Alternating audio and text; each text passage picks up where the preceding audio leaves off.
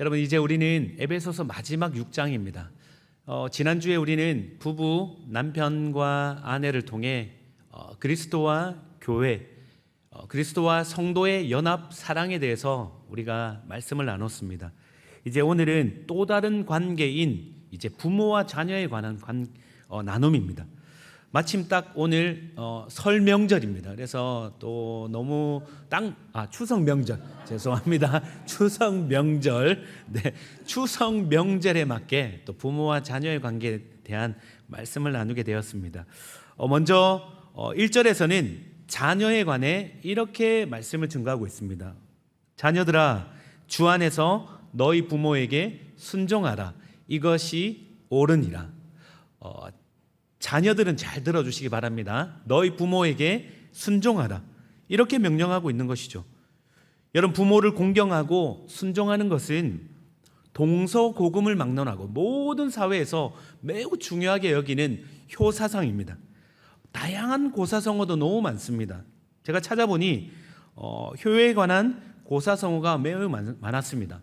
반포지효, 여러분, 까마귀 새끼가 자라서 늙은 어미에게 먹이를 물어다 주는 효라는 뜻이라고 합니다. 자식이 자란 후에 어버이의 은혜를 갚는다고 말하는 고사성어입니다. 혼정신성도 있습니다. 아침과 저녁에 부모님의 안부를 묻고 살피는 효도를 뜻한다고 합니다. 이 자리에 계신 우리 자녀분들, 부모님께 그렇게 하고 계시죠? 네, 아멘인 줄 믿습니다. 자, 여러분, 이처럼 사회는 효를 매우 중요하게 여깁니다. 자, 그렇다면 우리가 오늘 읽은 6장 1절의 말씀, 이 말씀도 이런 맥락에서 효를 다해라, 부모님을 공경해라, 이런 의미입니까? 단순히 도덕적, 윤리적 의무로 책임을 다해라, 지금 사회가 말하는 효는 이런 관점입니다. 그런데 바울은 오늘 이보다 더 깊은 근원적인 관계로 우리를 초청하고 있습니다. 여러분, 1절을 다시 보겠습니다. 자녀들아, 무엇이 따라오고 있습니까? 주 안에서입니다. 여러분, 핵심 단어는 주 안에서입니다. 부모를 공경하는 일은 단순히 도덕적 윤리 때문에, 나의 부모가 되기 때문에 순종하고 공경하는 것이 아니라, 여러분, 주 안에서, 부모는 누구입니까? 하나님께서 나를 세상에 보내실 때 생명의 통로로 사용하신 그 대상이 바로 부모입니다. 그 부모를 통해 하나님을 바라보게 되고, 부모를 향한 순종을 통해 우리는 하나님 아버지에 대한 순종을 훈련하게 된다는 것입니다. 여러분, 에베소서에 같이 기록된 골로새서 3장 20절도 이와 비슷한 말씀이 기록되어 있습니다. 자녀들아, 모든 일에 부모에게 순종하라. 어떻게 해요? 이는 주 안에서 기쁘게 하는 것이니라. 여러분, 부모에게 순종하는 것이 왜 중요합니까? 그것은 주님을 기쁘시게 한다고 말합니다. 부모에게 순종하고 공경하는데 주님이 너무 기뻐하신다고 말합니다. 여러분, 여기에는 조건이 붙지 않습니다. 부모님이 나에게 내 자녀의 필요를 채워주시고, 부모님이 무언가 특별해서 완벽해서 무언가 잘해주셔서 나의 부모기 때문에 순종하고 공경해라, 그것이 아닙니다. 이유가 없습니다. 그냥 주 안에서 그렇게 순종하고 공경하라는 것입니다. 여러분, 우리 예수님께서도 이 땅 가운데 육신으로 오셔서 육신의 부모에게 이렇게 순종하셨습니다. 우리 예수님께서 십자가에 달리실 때, 십자가에서 고통 가운데 계실 때 그 육신의 어머니인 마리아를 어떻게 하셨습니까? 끝까지 요한에게 육신의 어미 마리아를 부탁하셨습니다. 끝까지 순종하시고 공경하셨습니다. 여러분, 이 시대가 어떤 시대입니까? 바울은 디모데후서 3장에 이 시대를 이렇게 설명하고 있습니다. 말세에 고통하는 때입니다. 그런데 마지막에 무엇입니까? 부모를 거역하는 시대라 말합니다. 여러분, 이 시대의 전반적인 흐르는 특징을 잘 살펴보십시오. 죄인들의 성향이 어떻게 나타납니까? 부모를 거역합니다. 불순종하는 시대라는 것입니다. 권위에 순종하지 않습니다. 여러분, 불순종으로 부모를 거역하는 이 시대 가운데 여러분, 주님이 말씀하십니다. 주 안에서 너희는 부모를 순종해라. 부모에게 공경해라. 여러분, 예수 믿는 자들은 주 안에서 예수 그리스도를 대하듯이 부모에게 순종해야 되는 것입니다. 혹시나 여러분 이 자리 가운데 부모님의 연약함으로 말미암아 어린 시절 그 받았던 상처가 흉터로 남은 분 계십니까? 이 말씀이 부딪힘으로 오는 분 계십니까? 이미 부모님이 소천하셨음에도 불구하고 그 심령 안에 혹시나 마음에 원망이 남아있지는 않습니까? 여러분, 주 안에서 용서되는 은혜가 있기를 소망합니다. 여러분, 이 말씀은 저에게도 부딪힘이 됩니다. 중학교 1학년 때 저희 아버지께서 소천하셨습니다. 제 기억 가운데 아버지에 대한 불편함이 있었습니다. 아버지는 가정을 잘 돌보지 못하셨습니다. 어린 나이에도 아버지가 소천하심에도 불구하고 아버지는 떠나셨지만 계속적으로 제 심령 안에 아버지에 대한 원망, 불편함이 계속 깊이 자리 잡는 겁니다. 그런데 우리 주님께서 이 마음을 기뻐하지 않습니다. 그럼에도 불구하고 제가 이 마음을 계속 붙드는 겁니다. 그런데 문제가 생기기 시작했습니다. 아버지에 대한 그 원망의 마음을 딱 붙잡으니 권위자의 관계가 틀어지기 시작하는 겁니다. 여러분, 부모는 자녀가 제일 처음 경험하는 권위자입니다. 부모와의 관계를 통해 자녀는 권위자와의 이 관계를 훈련받게 됩니다. 그리고 나아가서는 하나님과의 관계를 경험하게 되는 것이죠. 그런데 제 안에 이런 불편함이 있으니 계속적으로 권위자의 관계에서 어려움이 생기기 시작하는 겁니다. 주님이 기뻐하시지 않는 겁니다. 그 가운데 아버님은 떠나셨지만 제가 풀어야 할 게 있었습니다. 이 원망의 마음, 불편한 마음을 풀어냄과 동시에 여러분, 완벽한 권위자가 누구입니까? 하나님 아버지입니다. 그 하나님 아버지와의 관계에 다시 한번 새롭게 붙잡으니 그리스도 안에서 관계가 새롭게 정립되니 제 안에 막혔던 이 권위자의 관계들이 풀어지기 시작했습니다. 성도 여러분, 이 말씀은 자녀에게 주시는 귀한 주님의 축복의 말씀입니다. 축복의 말씀입니다. 여러분, 생각해 보십시오. 자동차를 모는 것 그냥 되지 않습니다. 도로에 나가서 운전을 하려면 여러분 학원에 등록하고 그리고 이 강습을 통해 운전면허를 따야 합니다.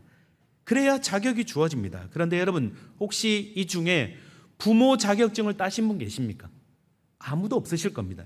20대, 30대 때에 하나님이 부모 되는 자리에 불러주시고 준비되지 않은 상태에서 부모가 되는 것입니다.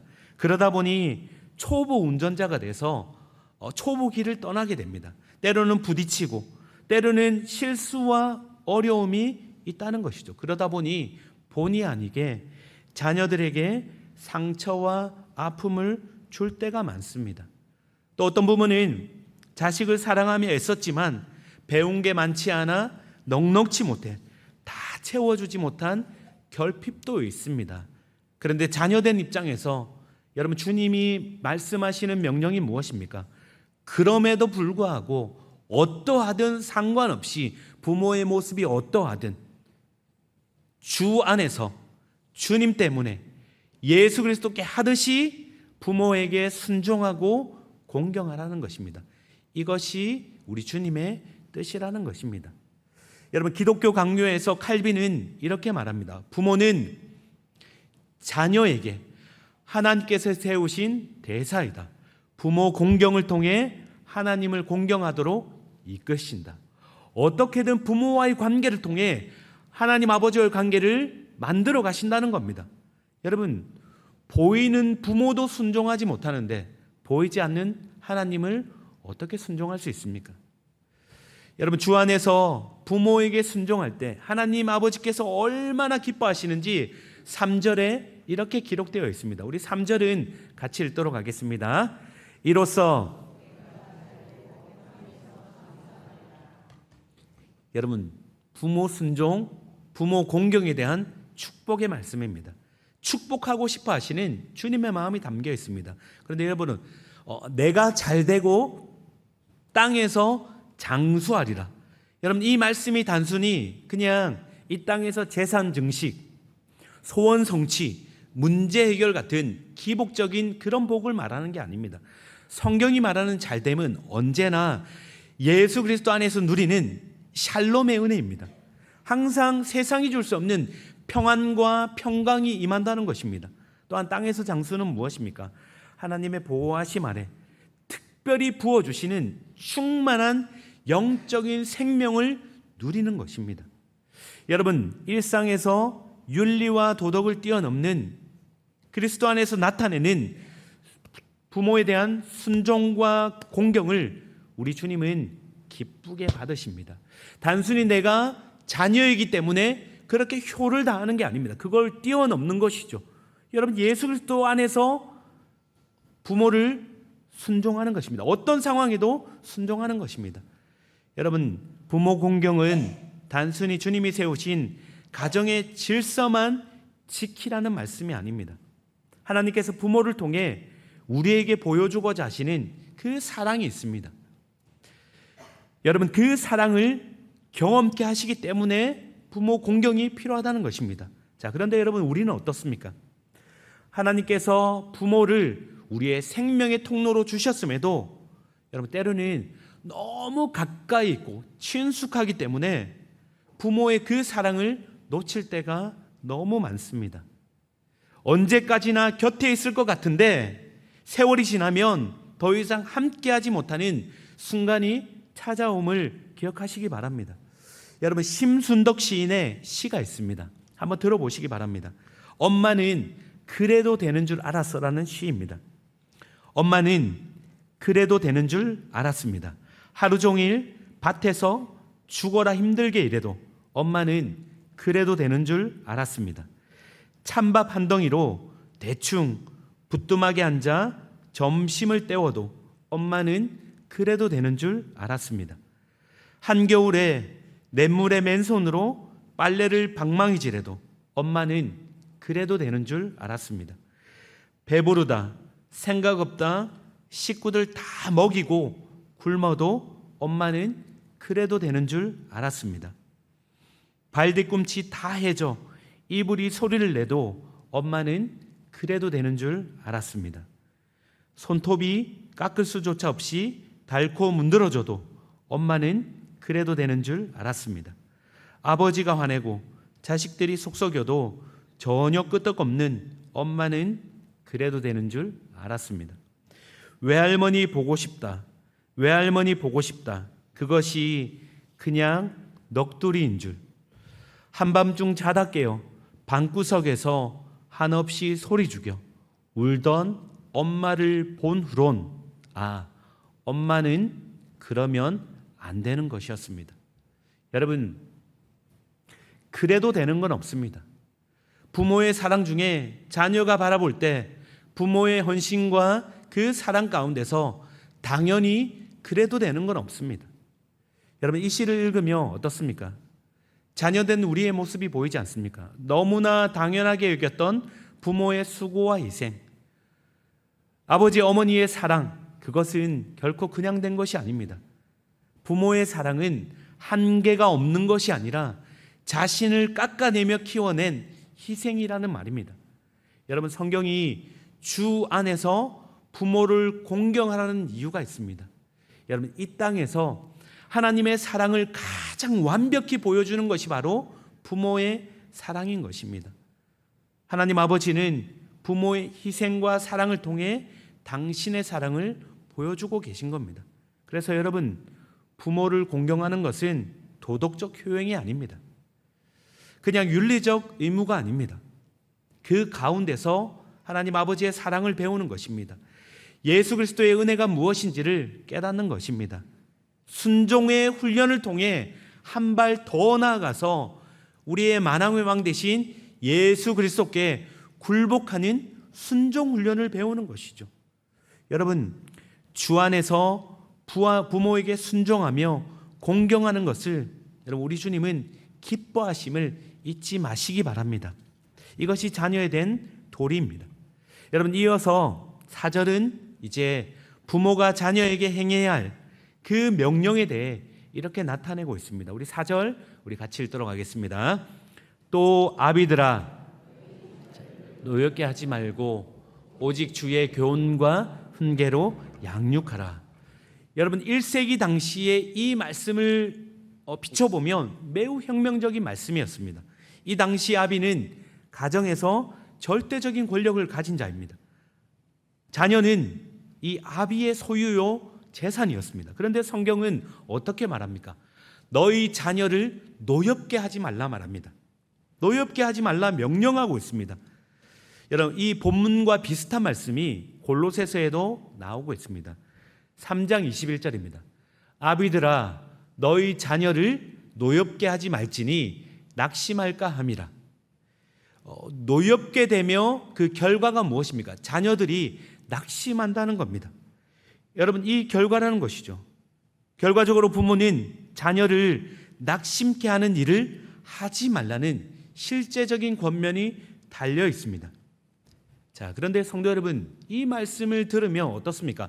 부모된 입장에서 한번 살펴보면 이 말씀을 들을 때 어떻습니까? 자녀를 키우고 있지만 키울수록 드는 마음이 있습니다. 어떤 마음입니까? 자녀는 내 마음대로 되지 않는다는 겁니다.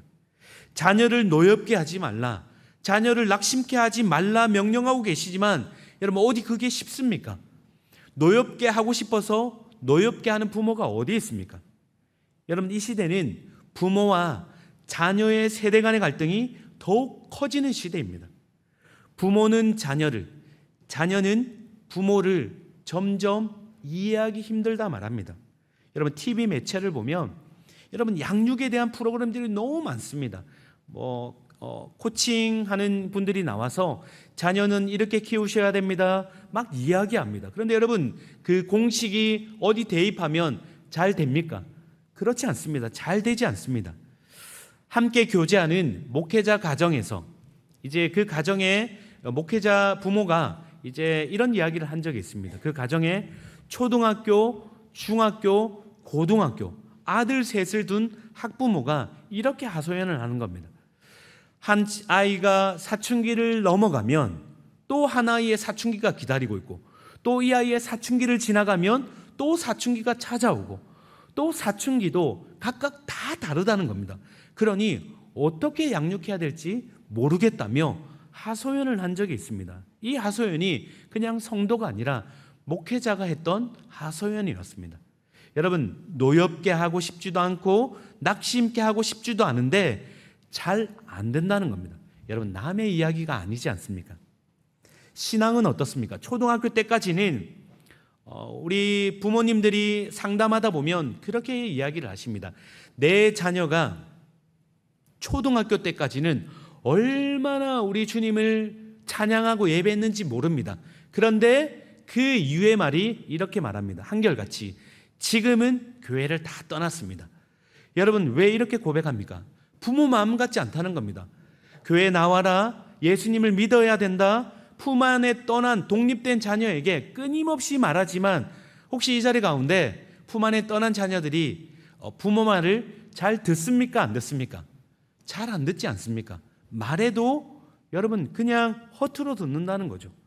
여러분 신앙의 믿음에 대해 가르치려면 가르칠수록 부딪힘이 있습니다. 독립적인 인격체로 섰으니 이제 간섭하지 말라는 겁니다. 여러분 우리는 부모 세대는 어렵겠지만 먼저 전제가 있습니다. 부모와 자녀 간에 세대 간의 격차가 있음을 분명히 인정하셔야 합니다. 여러분 쉬운 예를 한번 들어보겠습니다. 아주 쉬운 예입니다. 여러분 만화 영화 중에 코난 하면 어떤 장면이 떠오르십니까? 코난 하면 혹시 이 그림이 떠오르십니까? 이 그림 미래소년 코난 이 그림 떠오르십니까? 그러면 부모 세대입니다. 그런데 코난 하면 지금 자녀 세대는 이 그림이 떠오릅니다. 명탐정 코난입니다. 같은 이름인데도 여러분 다른 걸 생각한다는 겁니다. 여러분 부모 세대는 아날로그 스마트폰이 없던 시대입니다. 디지털이 없던 시대입니다.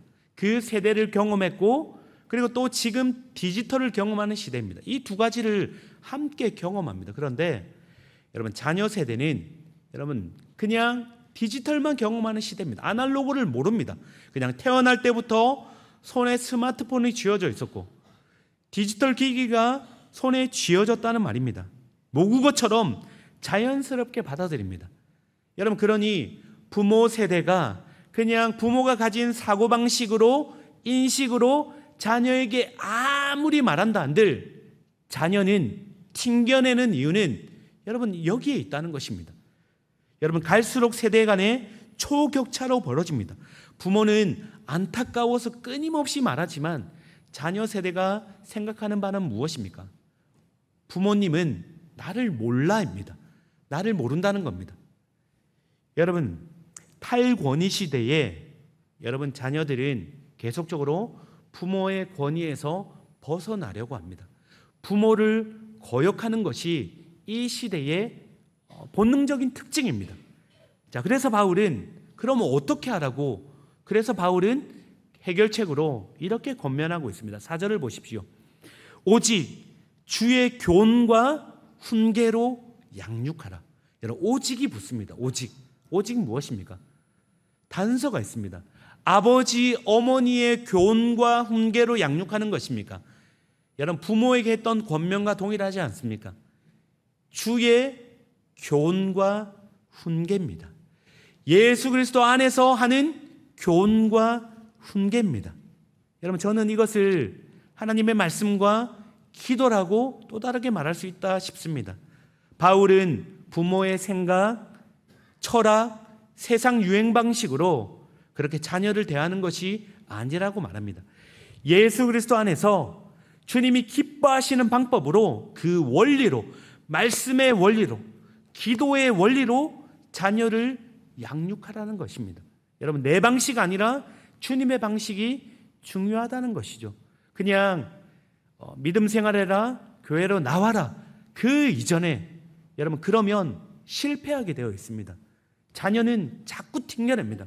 바울이 말하는 건 그런 말이 아니라 주의 교훈과 훈계로, 하나님의 말씀과 기도로, 예수 그리스도께서 주신 마음으로, 그 사랑으로 그렇게 훈계하라는 것입니다.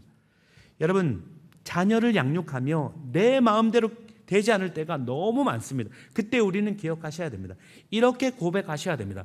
저 아이는 내 자녀가 아니구나. 저 아이의 그 인생은 내가 책임지는 것이 아니구나. 여러분, 내 자녀인 것 같지만 내 자녀가 아니라 하나님 아버지가 참 부모인 줄 믿으시기 바랍니다. 자꾸 자녀를 주님께 올려드려야 합니다. 여러분, 출애굽기 2장에 보면 모세의 어머니 요게벳의 이야기가 나옵니다. 당시 애굽 왕 바로가 히브리 남자아이들을 다 죽이라고 명령했습니다. 그때 세상 가운데서 요게벳은 모세를 지킬 힘이 없었습니다. 자신의 능력과 방식으로는 도저히 이 모세를 살릴 길이 없었습니다. 그때 요게벳이 한 게 있습니다. 무엇입니까? 갈대 상자를 만들어서 그 안에 모세를 담아 나일강에 띄우는 것입니다. 여러분, 다시 말해 이것이 무엇입니까? 내 손에서 떠나보내 하나님 아버지 손에 맡긴 것입니다. 참 주인이 누구십니까? 부모가 아닙니다. 자녀는 부모의 소유나 어떤 부모가 좌지우지하는 것이 아닙니다. 참 하나님 아버지이신 주인께 올려드리는 것입니다. 우리 예수님께 자꾸 올려드려야 된다는 것입니다. 자녀의 인생의 키는 부모가 잡는 것이 아니라 우리 주님이 잡고 계시다는 말이죠. 여러분, 성경이 말하는 것이 무엇입니까? 너희 힘으로 해봤자 안 된다는 겁니다. 오직 예수 그리스도 안에서 주의 교훈과 훈계로, 말씀으로, 기도로 그렇게 자녀를 세우라는 것입니다. 자꾸 주님께 올려드리시기를 바랍니다. 여러분, 초기 한국 교회 안에 부모 세대는 많이 배우지는 못했습니다. 누군가는 초등, 중퇴가 초등이 전부인 그런 부모 세대가 많았습니다. 가진 재산도 얼마 없었습니다. 그런데 이 한국 교회 안에 부모 세대가 붙잡은 게 있습니다. 한 장의 그림에 모든 것이 담겨 있습니다. 이겁니다. 무릎 꿇음입니다. 무엇을 무릎 꿇는 겁니다. 무릎 꿇으면 여러분, 이게 다른 게 아닙니다. 꿇는다는 것은 내가 주인 아니라는 신앙의 고백입니다. 기도는, 여러분 기억하십시오. 기도는 내가 주인 아니라 하나님 아버지 당신이 주인입니다. 예수 그리스도 당신이 주인입니다를 고백하는 신앙의 고백이라는 것입니다. 무릎을 꿇고 이 어미가 기도하는 가운데 아이를 들쳤고, 여러분 그 자녀가 무엇을 보고 있습니까? 기도하는 그 어미를 바라보고 있습니다. 여러분 이 아이는 어미의 기도를 먹고, 부모가 기도하는 그 자녀는 절대로 망하지 않습니다. 그 자녀가 설사 길을 엇나간다 할지라도 반드시 돌아오게 되어 있습니다. 성도 여러분, 한국 교회 안에 부모 세대는 여러분 무릎 꿇음이 있었습니다. 여러분 이 시대 가운데 우리가 자녀 세대를 향해, 우리 다음 세대를 향해 줄 수 있는 것이 무엇입니까? 물려줄 수 있는 것이 무엇입니까? 여러분 부모 세대의 무릎 꿇음입니다. 사랑하는 우리 평안교회가 든든히 세워지는 이유가 무엇입니까? 다음 세대가 세워지는 비결은 무엇입니까? 여러분 주님 앞에 무릎 꿇음입니다. 주님, 내 아이 아닙니다. 당신의 아이입니다. 당신이 이 아이의 인생을 붙들어 주시고 다음 세대를 붙들어 주십시오. 끊임없이 올려드리는 것입니다. 끊임없이 사랑하는 내 자녀를, 다음 세대를, 내 손자 손녀를 끊임없이 주님 앞에 올려드리는 것입니다. 성도 여러분 기억하십시오. 자녀를 향해 드려진 기도는 주님이 반드시 기억하십니다. 자녀와 다음 세대를 위해 드려진 그 기도는 주님이 붙드십니다. 왜요? 주님이 그렇게 명령하셨기 때문입니다. 여러분 자녀를 향해 말씀과 기도로 붙드는 것은 해도 되고 안 해도 되는 것이 아닙니다. 예레미야가 2장 19절에 주님이 이렇게 명령하셨습니다. 초저녁에 일어나, 부모를 향한 명령입니다. 너희들은 초저녁에 일어나 부르짖어라. 여러분 자녀를 향해 애타는 마음으로 부르짖으라고 말씀하고 계십니다. 내가 이리저리 부모가 발버둥 치는 것이 아니라 너는 내 앞에 나와 무릎 꿇고 내 앞에 울며 부르짖으라. 내 마음을 주의 얼굴 앞에 물 쏟듯 할지어다. 여러분 어떤 마음입니까? 애통하는 마음이 있어야 합니다. 주님, 이 자녀 어떻게 합니까? 주님, 이 자녀가 주님을 떠났는데 어떻게 합니까? 이 자녀 어떻게 합니까? 내가 아무리 말한다 해도 꿈쩍도 하지 않는 이 자녀 인생 어떻게 합니까? 당장 내 눈앞에만 벗어나도 여러분 이 자녀의 안전을 누가 지킬 수 있겠습니까? 그래서 무릎 꿇고 기도하는 겁니다. 주님, 물 붓듯이 주님 앞에 마음을 쏟아내며 무엇을요? 거리 어기어기에서 굶주려 쓰러진 내 아이들을, 여러분 이 땅에 육신적으로 풍족하게 채우면 무엇합니까? 풍족하게 잘 입고 잘 먹으면 무엇합니까? 여러분 영적으로 말라가고 있습니다. 생명의 자리를 벗어나 사망의 자리로 달려가는 그 아이들, 여러분 우리가 무엇을 해야 합니까? 주님은 우리에게 명령하십니다. 내 아이들을 살려달라고 그 분에게 손을 들어 빌어라. 내 자녀를 살려달라고 빌어라고 우리 주님이 명령하십니다. 여러분 이 일에 부모 세대가 부르심 받았습니다. 손을 들고, 주님 항복입니다. 주님 부모지만 아무것도 할 수 없습니다. 손을 들고 항복하고 기도하라는 요청입니다. 성도 여러분, 이 시대를 가만히 한번 살펴보십시오. 이 시대를 살펴보면 우리 청년 세대 어떻습니까? 청년 세대 안에 끊임없는 불안함과 두려움이 있습니다. 미래에 대한 불확실성. 여러분 사랑하는 자녀들의 그 마음을 가지고 진솔하게 한번 대화해 보십시오. 세대 차이를 깨뜨리고 그 자녀의 눈높이에서 진솔하게 한번 고민을 나누며 대화해 보십시오. 그들의 불안함, 그들의 두려움이 있습니다. 부모가 해결해 줄 수 없는 불안함이 있다는 말입니다. 여러분 그때 우리가 할 일이 무엇입니까? 이 악하고 패역하고 음란한 세대 가운데서 어떻게 우리 자녀들을 지킬 수 있습니까? 다음 세대에 어떻게 지킬 수 있습니까? 오직 예수 그리스도 안에서, 하나님 아버지의 말씀 안에서, 무릎 꿇는 기도 가운데서 우리 자녀를 지켜낼 수 있다는 말입니다. 그러니 성도 여러분 다시 한번 요청드리겠습니다. 자녀에게 10마디 100마디 하는 것보다 주님 앞에 무릎 꿇으십시오. 그리고 주님 앞에 한마디 진솔한 울부짖으며 내 자녀 살려주십시오. 내 자녀 주님 앞에 올려드리니 참 아버지신 주님 살려주십시오. 이렇게 기도하지 않겠습니까? 여러분, 다시 말씀을 맺겠습니다. 부모는 어떤 존재입니까? 생명의 통로입니다. 어떠하든 상관없이 예수 그리스도 안에서 여러분 부모에게 순종하고 공경하시기 바랍니다. 혹시나 마음 안에 저와 같이 부모를 향한 조금이라도 원망이나 불평하는 마음들이 있습니까? 여러분, 주 안에서 때로는 부모의 허물을 용서해 주시기 바랍니다. 부모의 진심이 아닐 겁니다. 때로는 약함이 있을 수 있습니다. 주님의 사랑으로 품어주시기 바랍니다. 그래도 되는 부모는 없습니다. 자녀의 입장에서도 부모를 안아주시고 사랑해 주시고 예수 그리스도의 사랑으로 부모의 수고함을 기억해 주시기 바랍니다. 또한 사랑하는 자녀를 주님 앞에 올려드리시기 바랍니다. 주 안에서 이것 외에는 방법 없습니다. 이것 외에는 길이 없습니다. 그러니 여러분, 주님 앞에 나와서 주님 살려주십시오, 물 붓듯이 마음을 쏟아내며 그렇게 주님을 붙들고 그렇게 나아가시길 바랍니다.